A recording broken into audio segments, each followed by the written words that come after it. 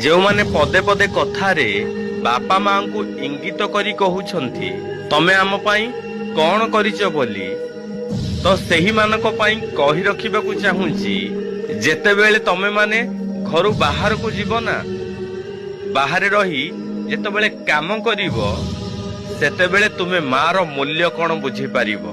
କେବଳ ଗୋଟେ ଦିନ ଭାତ ଠାରୁ ତରକାରୀ ପର୍ଯ୍ୟନ୍ତ ରୋଷେଇ କରି, ବାସନ ମଜା ଠାରୁ ଘର ଅଳିଆ ସଫା କରିବା ପର୍ଯ୍ୟନ୍ତ ଯେତେବେଳେ ତମେ ମାନେ ଏସବୁ କାମ କରିବ ନା, ସେତେବେଳେ ତମ ମା କଣ କରୁଥିଲା ଆଉ ତମ ମାର ମୂଲ୍ୟ କେତେ ତମେ ନିଶ୍ଚୟ ବୁଝିପାରିବ। ଯେତେବେଳେ ତମେ ବିଦେଶରେ ଯାଇ କାମ କରିବ, ସେତେବେଳେ ତମ ବାପାଙ୍କ କଥା ନିଶ୍ଚୟ ଟିକେ ମନେ ପକେଇବ, ଯିଏ ମୁଣ୍ଡର ଝାଳକୁ ତୁଣ୍ଡରେ ମାରି ରାତି ଦିନ କାମ କରୁଥିଲା କେବଳ ତମ ମାନଙ୍କୁ